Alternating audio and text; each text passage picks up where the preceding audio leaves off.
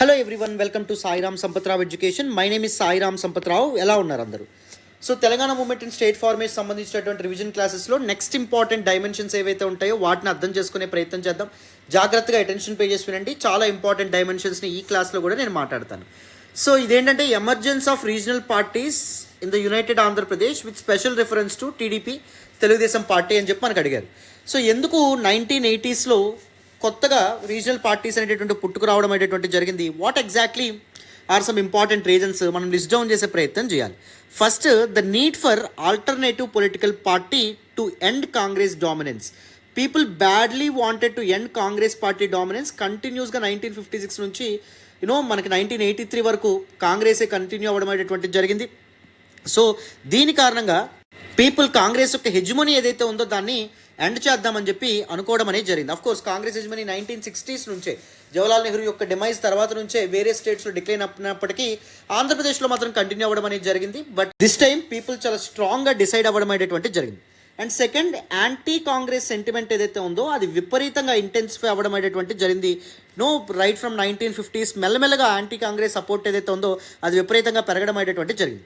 And the third one వచ్చేసి discontent with uninterrupted Congress rule from 1956 to 1983. ఇది కూడా one of the very important reason. Fourth one వచ్చేసి intra factionalism and frequent leadership changes in the Congress party. ముఖ్యంగా Delhi high command ఏం చెప్తే ఆ విధంగా ఇక్కడ లీడర్స్ ఎవరైతే ఉన్నారో వాళ్ళు నడుచుకోవడం, ప్రజల యొక్క ఆస్పిరేషన్స్ తగినట్టు కాకుండా హైకమాండ్ పాలిటిక్స్ ఏవైతే ఉంటాయో అవి ఫాలో అవడం అనేది జరిగింది. ఫర్ ఎగ్జాంపుల్ 1978 నుంచి 1982 మధ్యలో 4 times చీఫ్ మినిస్టర్స్ ఎవరైతే ఉంటారో వాళ్ళు మారడం అనేటువంటి జరిగింది. దీస్ ఆస్పెక్ట్స్ ఏవైతే ఉంటాయి అవి. అండ్ దాంతోపాటు బ్యాక్వర్డ్నెస్ ఆంధ్రప్రదేశ్లో ఏదైతే దాన్ని గవర్నమెంట్ సరిగ్గా అడ్రస్ చేయకపోవడం. And then next important thing, regional imbalances ఏవైతే ఉంటాయో. For example Rayalaseema and Telangana ప్రాంతాలు చాలా దీనికి గురవ్వడం అనేటువంటిది. కొన్ని ప్రాంతాలు మాత్రమే సో రిసోర్స్ యూటిలైజేషన్ కానీ ఫండ్స్ అలొకేషన్ విషయంలో కానీ చాలా లాభం పొందడం అనేటువంటి జరిగింది. ఈ కారణాల వల్ల డిఫరెంట్ రీజనల్ పార్టీస్ ఏవైతే ఉంటాయో ఎమర్జ్ అవ్వడం అనేది జరిగింది. One of the strongest regional parties ఆ సమయంలో ఏంటంటే Telugu Desam party. Especially Telugu Desam party యొక్క ఇది ఏదైతే ఉందో ఎమర్జెన్సీ ఏదైతే ఉందో దానికి గల కారణం ఏంటి అంటే ఎన్టీ రామారావు ఎవరైతే ఉన్నారో ఈయన తెలుగు సెల్ఫ్ రెస్పెక్ట్ సెంటిమెంట్ ఏదైతే ఉందో దాన్ని ప్రజల్లోకి బలంగా తీసుకెళ్లడం అనేది జరిగింది. కాంగ్రెస్ అనేటటువంటిది కాంగ్రెస్ లీడర్స్ ఎవరైతే ఉన్నారో వాళ్ళు తెలుగు ప్రాంతాలని కంప్లీట్గా ఇగ్నోర్ చేస్తూ ఉన్నారు. తెలుగు సెంటిమెంట్స్ ఏవైతే ఉంటాయో వాటిని హ్యూమిలియేట్ చేస్తున్నారు అనేటువంటి ఎజెండాతో ఆయన ముందుకు రావడం అనేటువంటి జరిగింది. అండ్ దాంతోపాటు the alliance between an important social community that is Kammas as well as other peasant and backward classes ఎవరైతే ఉంటారో వీళ్ళ యొక్క గ్రూప్స్ ఎవరైతే ఉంటారో వీళ్ళ యొక్క ఎలిజియన్స్ అండ్ సపోర్ట్ ఏదైతే ఉందో దాని కారణంగా కూడా బీసీ సపోర్ట్ కారణంగా కూడా టీడీపీ విజయం సాధించడం అనేటువంటి జరిగింది. అండ్ ఇందిరాగాంధీ పొలిటికల్ స్ట్రాటజీస్ కారణంగా విపరీతమైనటువంటి ల్యాండ్ ఏలియేషన్ విపరీతంగా పెరగడం అనేది జరిగింది. దానికి వ్యతిరేకంగా కూడా టీడీపీకి సపోర్ట్ ఇవ్వడం అనేటువంటి జరిగింది. Telugu nationalism and self respect అనేటువంటి భావన, జాతి గౌరవం అనేటువంటి భావన ఏదైతే ఉందో, ఆత్మగౌరవం అనేటువంటి భావన ఏదైతే ఉందో ప్రజల్లోకి బలంగా వెళ్ళడం అనేటువంటి జరిగింది. Extreme dissatisfaction towards Congress మిస్రూల్, corruption, inefficiency వీటన్నిటికీ టీడీపీ అనేటువంటిది ఒక ఇంపార్టెంట్ ఆల్టర్నేటివ్ కింద మారడం అనేటువంటి జరిగింది. ఎన్టీఆర్ యొక్క సినీ పాపులారిటీ కూడా అండ్ దాంతోపాటు అతని యొక్క డిటర్మినేషన్ అండ్ దాంతోపాటు హార్డ్ వర్క్, పీపుల్ కోసం అతను అప్పటి వరకు చేసినటువంటి హార్డ్ వర్క్ కూడా ప్రజలు అట్రాక్ట్ అవ్వడం అనేటువంటి జరిగింది. అండ్ ఎన్టీఆర్స్ పొలిటికల్ ప్రామిసెస్ ఏవైతే ఉంటాయో, ఫర్ ఎగ్జాంపుల్ కిలో బియ్యం రూపాయికే ఇస్తాననేటువంటి ఇది, స్కూల్ చిల్డ్రన్కి మిడ్ డే మీల్స్ ప్రొవైడ్ చేస్తానని చెప్పి, food, clothing and shelter poor పీపుల్కి అందిస్తానని చెప్పి ఆయన చాలా ప్రామిసెస్తో ముందుకు రావడం అనేది జరిగింది. సోషల్ వెల్ఫేర్ స్కీమ్స్ అనౌన్స్ చేయడం అనేటువంటి జరిగింది. ఈ కాంటెక్స్లో ఎన్టీఆర్ యొక్క తెలుగుదేశం పార్టీ తిరుగులేనటువంటి విజయం ఏదైతే ఉందో దాన్ని సాధించడం అనేది జరిగింది. బట్ స్వీపింగ్ మెజారిటీ వచ్చిన టీడీపీ పార్టీ తీసుకున్నటువంటి చాలా policies and decisions Telangana reason ఏదైతే ఉందో దాన్ని సివియర్గా ఇంపాక్ట్ చేయడం అనేది జరిగింది. ఆంధ్ర కలోనియలిజం ఏదైతే ఉందో దాన్ని ఇంకా ఇంటెన్సిఫై చేయడం అనేది జరిగింది, తీవ్రతరం చేయడం అనేటువంటిది జరిగిందమ్మా. Very important dimension. డీటెయిల్డ్గా అర్థమైందని అనుకుంటున్నాను. నెక్స్ట్ 1980s సమయం నాటికి పొలిటికల్ అండ్ కల్చరల్ ఫ్యాబ్రిక్లో వచ్చినటువంటి ఇంపార్టెంట్ చేంజెస్ తెలంగాణ రీజన్ సంబంధించి వీటిని అనలైజ్ చేయమంటున్నారు. You need to have relevant data and proper examples అనేటువంటి మీకు ఉండాలి. ఫర్ ఎగ్జాంపుల్ 1956 నుంచి 2014 వరకు మొత్తం 18 చీఫ్ మినిస్టర్స్ పనిచేస్తే 14 ఫ్రమ్ ఆంధ్రప్రదేశ్ అండ్ తెలంగాణ ఏదైతే తెలంగాణకు ఓన్లీ 4 people మాత్రమే ఎన్నిక అవ్వడం అనేది జరిగింది. 4 people కూడా కలిపి ఓన్లీ 11 years మాత్రమే వాళ్ళు అడ్మినిస్టర్ చేయడం అనేటువంటి జరిగింది, రూల్ చేయడం అనేటువంటి జరిగింది. Frequent changes in CM post గురించి మనం మాట్లాడాం కదా. 4 people ఎవరు? PV Narasimharao, Jalagam Vengalarao, MCR and దాంతోపాటు T Anjaiah. These people are 4 important CMs served as chief ministers from Telangana region అనే విధంగా చెప్పొచ్చు. డిప్యూటీ చీఫ్ మినిస్టర్ యొక్క రోల్ ఏదైతే ఉందో, పొజిషన్ ఏదైతే ఉందో చాలా ఇయర్స్ వేకెంట్గా ఉండడం అనేటువంటి జరిగింది. ఓన్లీ 8 years మాత్రమే తెలంగాణ నుంచి డిప్యూటీ చీఫ్ మినిస్టర్ పనిచేయడం అనేది జరిగింది. అండ్ దాంతోపాటు ఫినాన్స్ మినిస్ట్రీ ఆంధ్ర మినిస్టర్స్ ఎక్కువ కాలం కొనసాగడం అనేది జరిగింది. ఆంధ్ర వైపు నుంచి మినిస్టర్స్ 24 years అడ్మినిస్టర్ చేసే ఫినాన్స్ మినిస్టర్గా ఉంటే తెలంగాణ మినిస్టర్స్ ఓన్లీ 10 years మాత్రమే ఉండడం అనేటువంటి జరిగింది. So these important political changes ఏవైతే ఉన్నాయో వాటిని మీరు మెన్షన్ చేసే ప్రయత్నం చేస్తారు. కల్చరల్ ఫ్యాబ్రిక్కి సంబంధించినటువంటి ఇంపార్టెంట్ చేంజెస్ ఏవైతే ఉంటాయో అవి కూడా మీరు అడ్రస్ చేయొచ్చు. For example, imposition of Telugu language. తెలంగాణలో డైవర్స్ కల్చర్స్ ఉన్నప్పటికీ, ఉర్దూ స్పీకింగ్ పీపుల్ కూడా ఎక్కువ ఉన్నప్పటికీ తెలుగు భాష ఏదైతే ఉందో అది మంది రుద్దే ప్రయత్నం చేశారు. ఒకవేళ ఉర్దూ మాట్లాడితే ఏరా నువ్వు ఆంధ్రప్రదేశ్ వాడివి కాదా అని చెప్పి అడిగేటటువంటి ప్రయత్నం చేశారు. ఇన్సల్ట్ చేసి హ్యూమిలియేట్ చేసేటటువంటి ప్రయత్నం చేశారు. అండ్ ఈవెన్ లిటరసీ రేట్లో కూడా హ్యూజ్ డిస్పారిటీస్ చూడొచ్చు among SC, ST and minorities ఎవరైతే ఉన్నారో వాళ్ళు. ఎస్సీ, ఎస్టీ మైనారిటీస్లో లిటరీ పీపుల్ తెలంగాణలో 38% ఉంటే ఆంధ్రాలో 46% ఉండమనేటువంటి జరిగింది. తెలంగాణ యొక్క లాంగ్వేజ్, డయలెక్ట్ ఇవన్నీ చాలా చాలా డిస్క్రిమినేషన్కి, హ్యూమిలియేషన్కి గురవడం అనేది జరిగింది. తెలుగు జాతి అనేటటువంటి నోషన్ ఏదైతే ఉందో, సిద్ధాంతం ఏదైతే ఉందో దానితో తెలంగాణ యొక్క ప్రత్యేక కల్చర్ని ఓవర్ షాడో చేసేటటువంటి ప్రయత్నం చేయడం అనేటువంటి జరిగింది. తెలుగు మహాసభల పేరుతో యూనో తెలంగాణ యొక్క ప్రత్యేకమైనటువంటి సంస్కృతి ఏదైతే ఉందో దాని మీద తెలుగు భాష కానీ, ఆ డైలెక్ట్స్ ఏవైతే ఉంటాయి, యాసలు కానీ వీటన్నింటి రుద్దే ప్రయత్నం చేశారు. మన యాస ఏదైతే ఉందో దాన్ని హ్యూమిలియేట్ చేసేటటువంటి ప్రయత్నం కూడా జరగడం అనేది జరిగింది ఆ సమయంలో. These are some important political and cultural fabrics. So ఈ ఇంపార్టెంట్ కీవర్డ్స్ చుట్టూ మీరు మంచి ఆన్సర్ అనేటువంటిది ఫ్రేమ్ చేయొచ్చమ్మా. నెక్స్ట్ ఇంపార్టెంట్ డైమెన్షన్ చూడండి, analyse how the dominance of Andhra regions culture has suppress the language, literature and culture of Telangana. Very very important dimension. So ancient types నుంచి తెలంగాణ ఒక ప్రత్యేకమైనటువంటి సంస్కృతి ఏదైతే ఉందో సంపాదించుకోవడం అనేది జరిగింది. డైవర్సిటీ, భిన్నత్వం అనేటువంటిది లాస్ట్ 6 centuries తెలంగాణ తనలో ఇనుమడింపు చేసుకోవడం అనేటువంటి జరిగింది. బట్ ఆంధ్ర అండ్ తెలంగాణ ప్రాంతాలు మెర్జ్ అయిన తర్వాత Andhra culture began to dominate and Telangana cultural linguistic heritage ఏదైతే ఉందో కంప్లీట్గా డిక్లైన్ అవ్వడం అనేది జరిగింది. సప్రెషన్కి, డిస్క్రిమినేషన్కి గురవడం అనేటువంటి జరిగింది. సో ఎలాంటి ఇంపార్టెంట్ చేంజెస్ అనేవి వచ్చినాయి, సో ఎలాంటి సప్రెషన్ అండ్ డిస్క్రిమినేషన్ మనం ఎదుర్కొన్నాం. ఫస్ట్ లింగ్విస్టిక్ ఇంపోజిషన్ అమ్మ, లాంగ్వేజ్ తెలుగు భాష ఏదైతే ఉందో మన మీద ఇంపోజ్ చేయడం. 1956 ముందు తెలంగాణ లాంగ్వేజ్ ఏదైతే ఉందో it was influenced by Persian, Urdu, Kannada and Marathi etcetera. But 1956లో ఆంధ్రప్రదేశ్ ఫామ్ అయిన తర్వాత కృష్ణా అండ్ గుంటూరు డిస్ట్రిక్ట్స్ యొక్క డైలెక్ట్ స్టాండర్డ్ లాంగ్వేజ్ కింద మన మీద ఇంపోజ్ చేయడం అనేటువంటిది జరిగింది. తెలంగాణ లాంగ్వేజ్ అండ్ లిటరేచర్, మన యొక్క డైలెక్ట్స్ ఏవైతే ఉంటాయో వాటిని కంప్లీట్గా నెగ్లెక్ట్ చేయడం అనేటువంటిది జరిగింది. టెక్స్ట్ బుక్స్, దూరదర్శన్, రేడియో లాంటి ఇనిషియేటివ్స్ ఏవైతే ఉన్నాయో వాటిల్లో. అండ్ దాంతోపాటు ఎడ్యుకేషన్ మీద కూడా సివియర్ ఇంపాక్ట్ అనేటువంటిది పడ్డం అనేది జరిగింది. Education section of Telangana they adopted the coastal idiom to appear educated.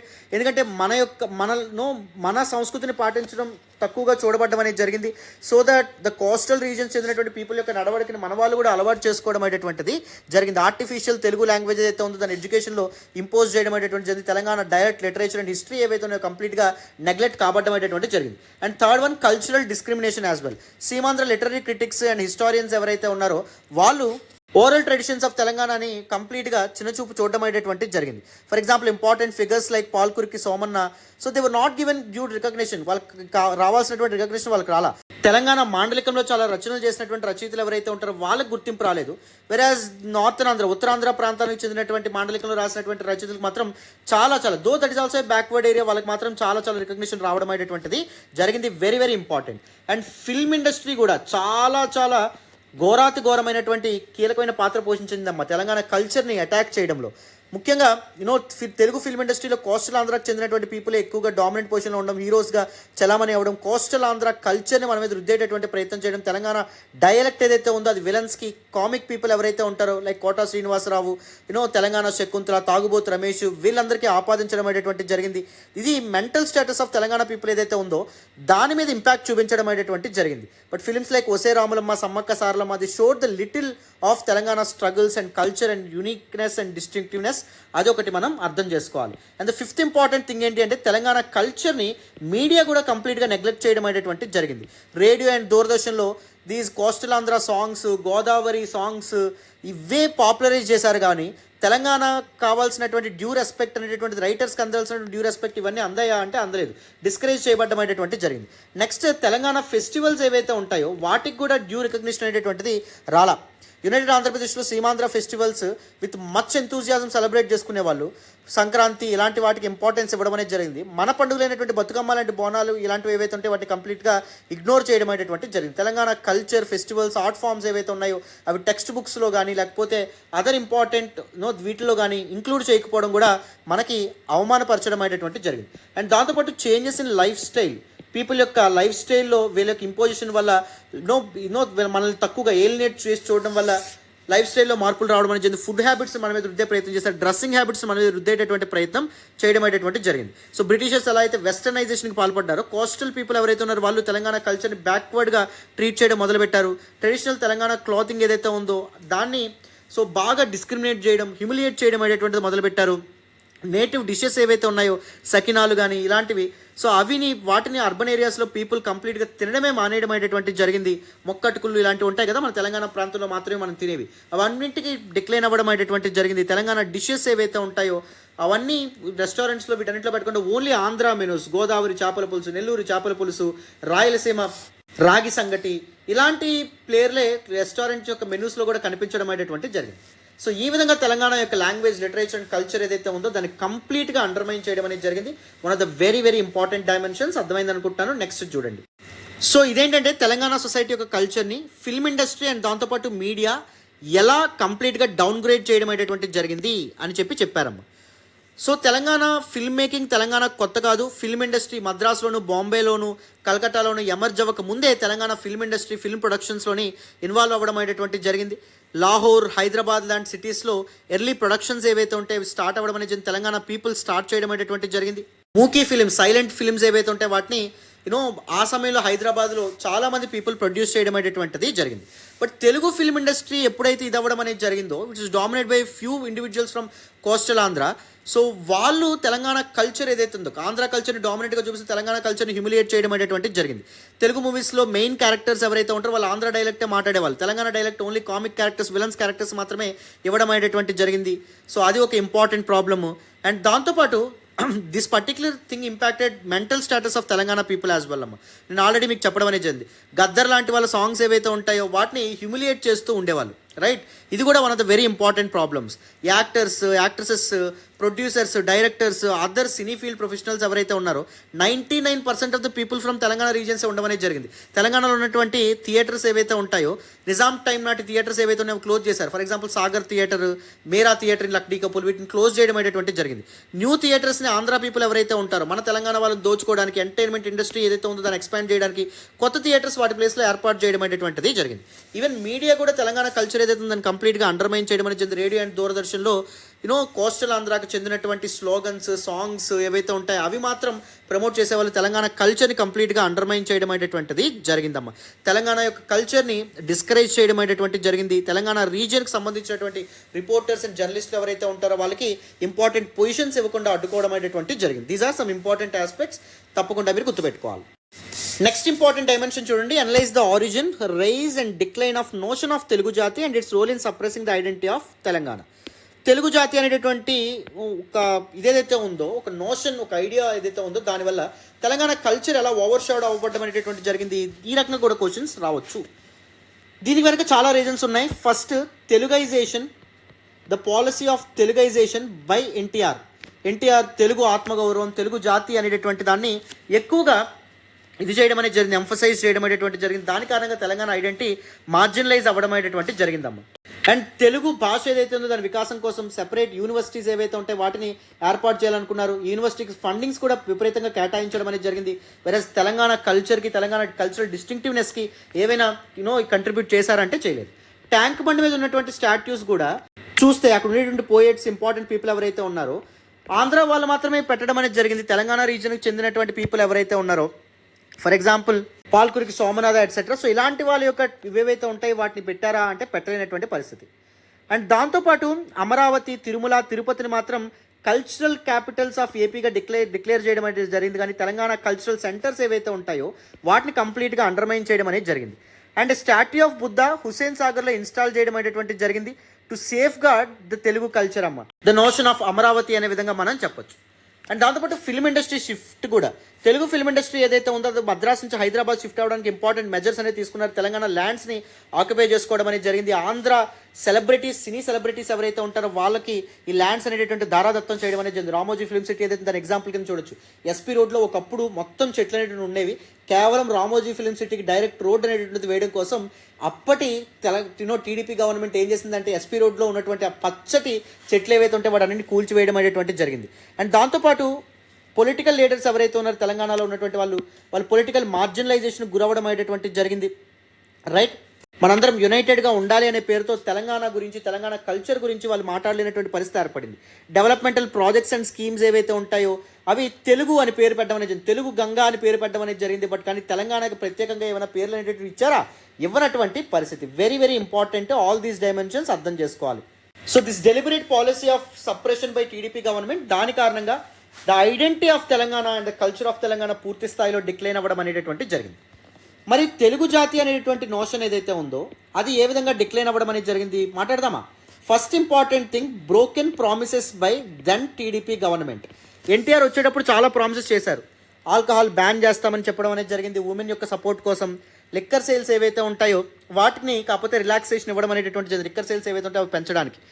Liquor mafia విపరీతంగా పెరగడం అనేది జరిగింది. గవర్నమెంట్కి మేజర్ సోర్స్ ఆఫ్ రెవెన్యూ కోసం ఈ విధమైనటువంటి ప్రామిసెస్ని బ్రేక్ చేయడం అనేటువంటి జరిగింది.